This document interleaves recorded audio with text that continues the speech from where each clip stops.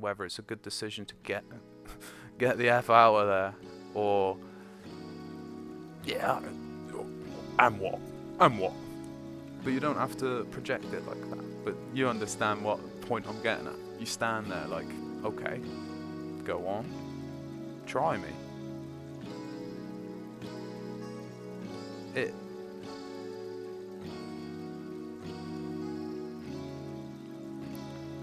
The difference in those two.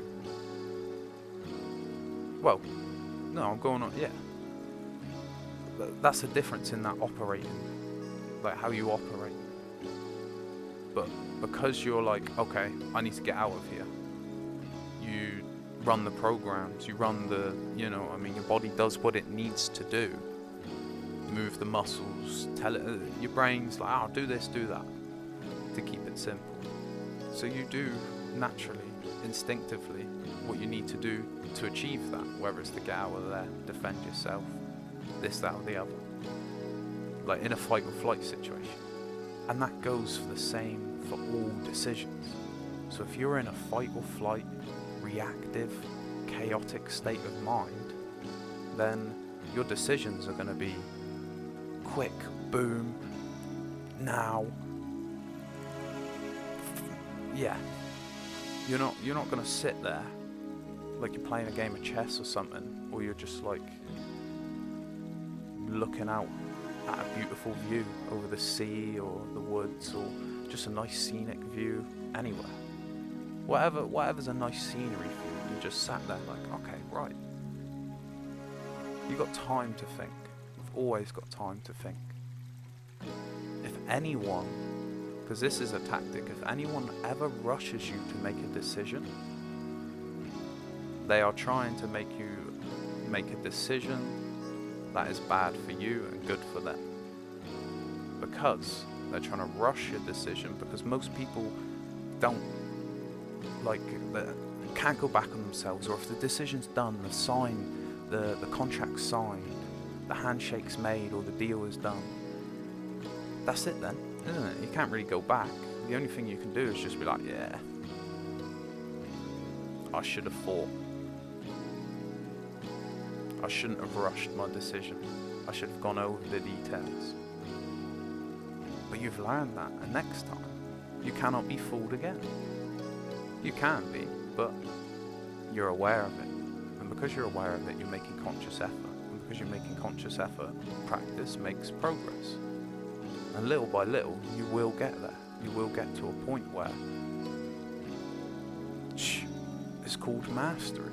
You master a skill. And there's still levels above mastery, but you go from the apprentice to the journeyman to the master.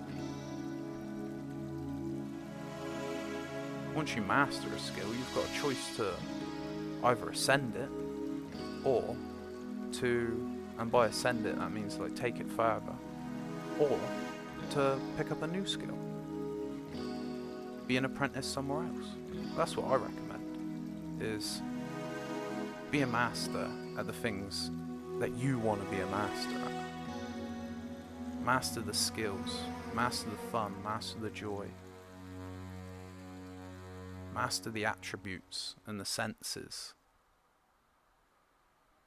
You choose what you want to master. Because one thing I've learned, it's not about finding all the puzzle pieces or completing the puzzle piece. It's about having fun while making the puzzle.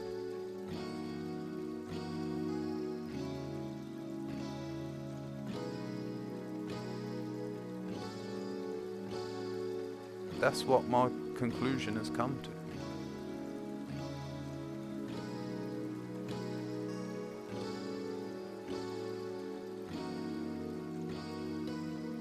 I'm tired of running into the endless void for things that will never make me whole. The only thing that can make me whole is me. And that obviously goes into the same brackets as you. You are the only one that can make yourself whole. Because if you can't love yourself, trust yourself, praise yourself, be grateful for yourself, appreciate yourself, look after yourself, give yourself all the things that you need. If you can't treat you like any of these things, or trust yourself, or if you can't set the foundation, you are the foundation, right? So if you cannot build these little skills and expressions on yourself, then it's basically fake, to be truthful. It's fake outwards, because you don't know, you're faking it because you don't actually know what it really feels like. And that's not to like be like, oh, you're a faker. I'm just saying, like, this is what the mask thing is, and that's what I'm tired of doing, is having this mask of being like, oh, trying to tiptoe my way. I'm just being me.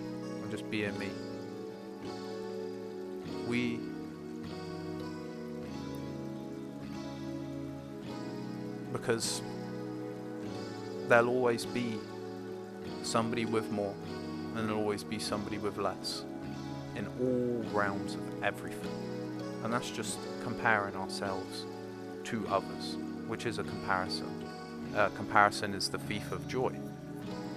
Comparison's very useful in its sense, but if you're comparing for joy, for gratitude, for where you stand in life, not good, because your path is different to everyone else's, and because of that you are in a different position, and that is all for good reason. No matter what happens, suffering is simply a chance to evolve from that, to be like, if someone betrays you, you've got a chance to look at it and see, okay, so that's what they did. Alright, now when people do that, that's not going to work on me anymore. Sweet. Thank you for that, because that was a real small lesson. That didn't hurt that much. That didn't cost that much. That didn't, could always be worse. And then you look at, well, they show their true colours, intentions and wants, because that's another thing. Seeing, most people are around because of what you can offer, or what you can provide, or your potential.